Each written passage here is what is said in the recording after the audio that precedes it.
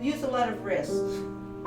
Don't use much fingers. Don't try to play anything with finger attacks at all. But just let your fingers drag and float, and I think that will really help. And tone down the left hand a bit, because we know there's a counterpoint. There is a counterpoint, but when you have the chords, but when it moves, right? You have some of that counterpoint. So let me see you float that more. You have to float your arms, float your wrists, float everything.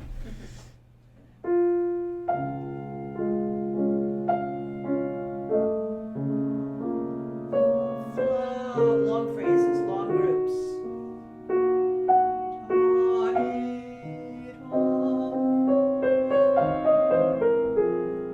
Good pedaling. Pull back.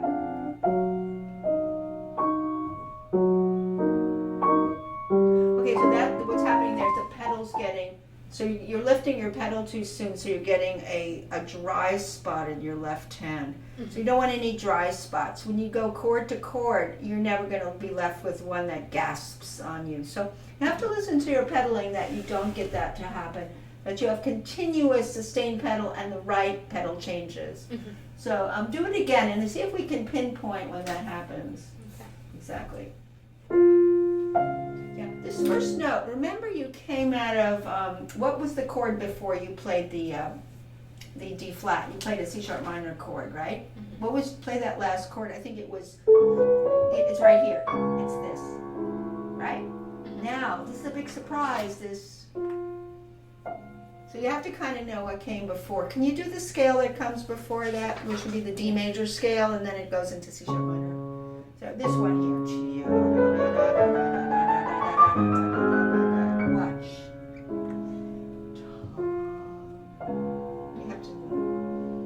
The listener has to know, whoa, it went from that last C sharp minor to suddenly the sun rising, the sun coming up in the major key. So we have to hear what came before. So let's do that scale before.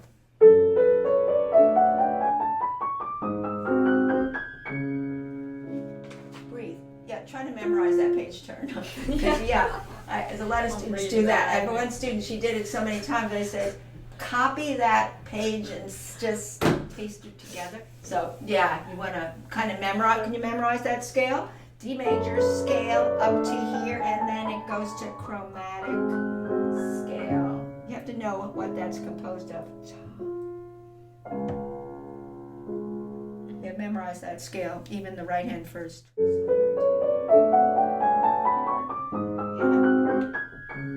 So we got a little gasp in the pedal on that second dominant seventh chord, and so you don't want to hear it dry suddenly, do you? So show me how you could pedal so we don't hear a dry dominant seventh chord. Okay.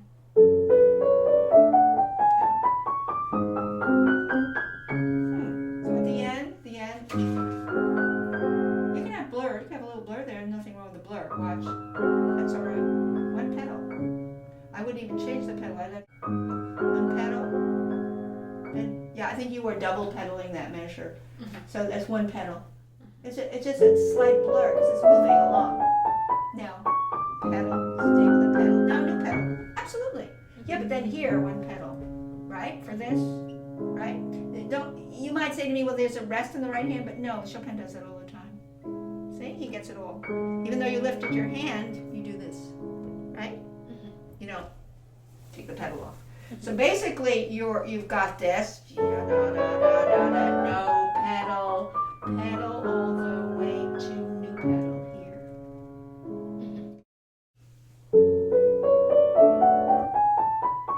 Pedal holds, play up down, pedal holds. There it is.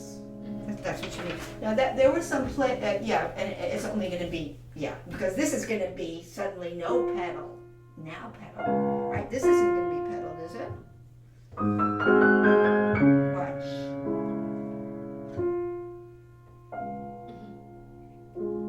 So when you play that F, which is the raised third of C sharp minor, instead of going, he goes to, and he calls it D flat major, right? It's the same. It's like C sharp major, but he calls it D flat major. The first note is no pedal, but this is here, pedal here. You want to be deeper on, this is a Neapolitan here. D major is a Neapolitan chord of C sharp minor. You want to be deeper.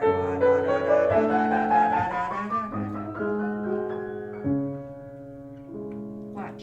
It's decaying. Because you're deeper on the first half of that D major measure with the D major scale, because it's getting less. So go deeper into the first part of the Neapolitan chord. That's 124. It's right here. Yeah, it's true that. Get deeper into the keys there.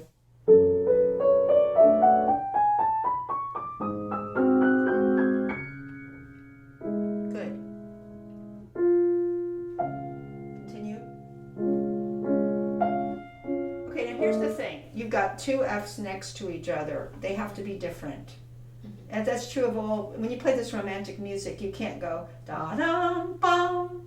Similar to what we did with the Bach when we had two Cs in the beginning. One had to be a little bit different than the first, right, when we did the Bach. The same thing here. So this one is more, maybe, and this is less. Because he even says it's an outer crescendo. See, I changed it, didn't I? This is decaying. Roll. Watch this too.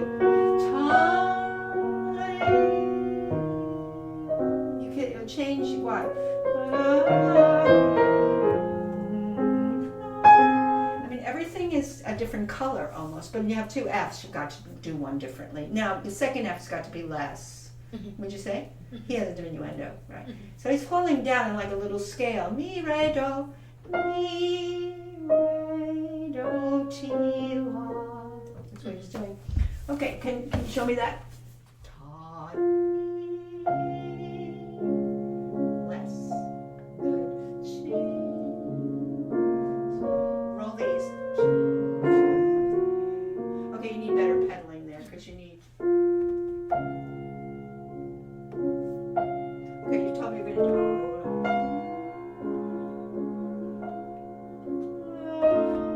Watch your pedaling here. Pedal, pedal, pedal. You have to do pedal for each one, don't you? Or else you're going to have a mess.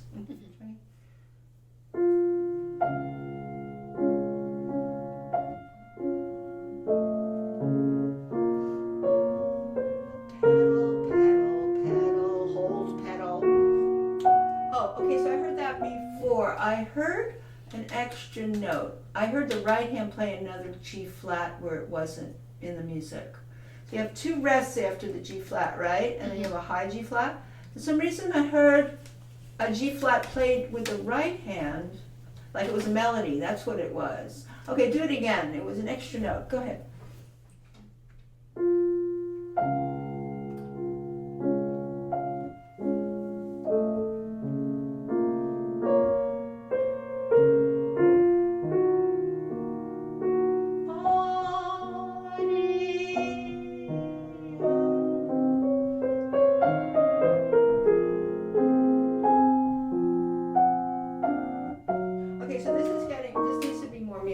I think, yeah. So now he's going ta. I have to kind of not get notey up and down, you know. Ta, and then you have two more a D flat next to it. Is that going to be different? Yeah. So that's what you have to start thinking about. Ta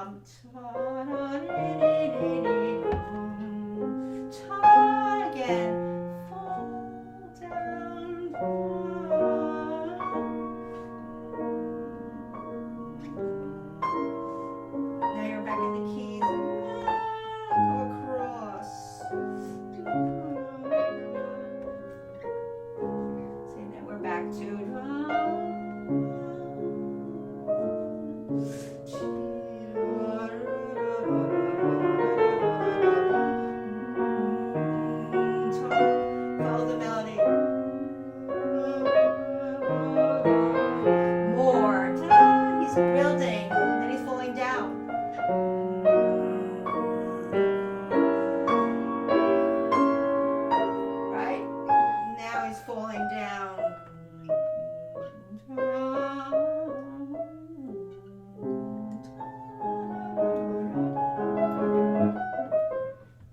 have to really sculpt the lines and listen so carefully to what you're doing with crescendo and decrescendo, and that you're not playing up and down, but you're playing horizontal. No fingers. What I mean by that is vowels.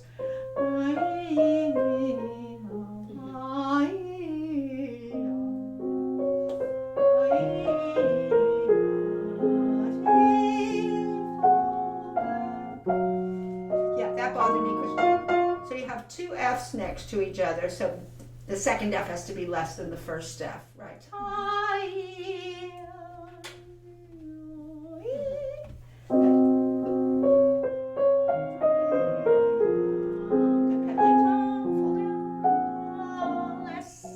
That's it. Less. Oh, now that first one's more. Probably this one's less. It's true you fell down, but the second one should be less than the first D flat, for sure.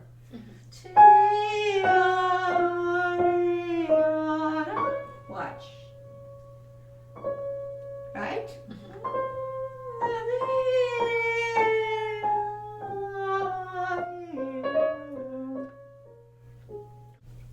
Romantic sound. The other thing that bothered me was your pedaling, because what happened was this, I'm exaggerating, but it went like that instead of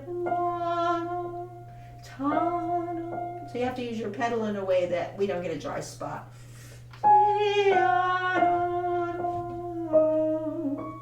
Or use your fingers so that you don't get a dry spot in the second F, but they're flowing and sustaining into each other. Okay, that's a good way to put it. I'll go back to tie. Come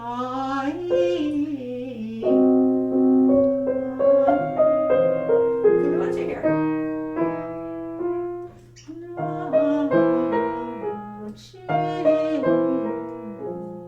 Two lines there, right?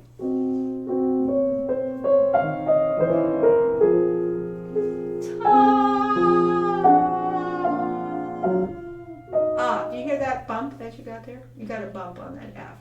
Yeah. So if you're doing legato pedal, which you should be doing there, you pedal each one, right? But you want that instead of the pedal has to go pedal there, because you have a step. You don't want to blur that. Right, no fingers.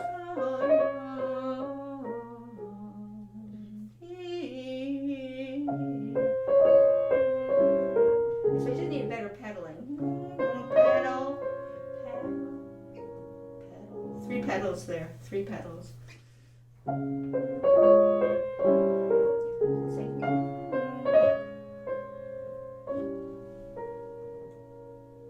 Purposely doing to show you how I'm pedaling it.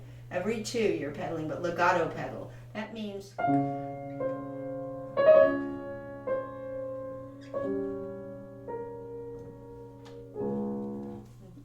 we have a little blur there. The blur is okay where you do this. That's fine. You don't want to over pedal that, but they have no pedal there, but I would pedal that. You did it.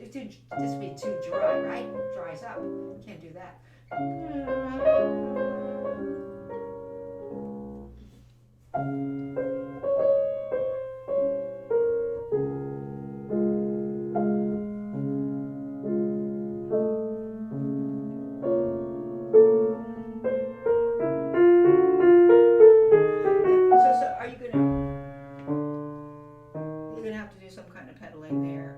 At least the fingers have to connect here. So you don't have, yeah. Can you do that? Can you lead into that 8-note grouping there?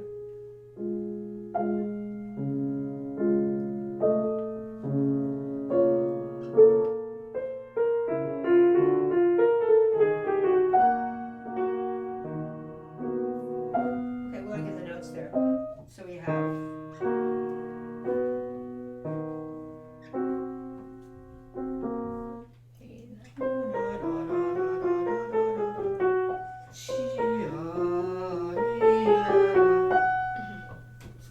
Use your wrist to play that. So want to go easy on your thumb. light thumb, light thumbs.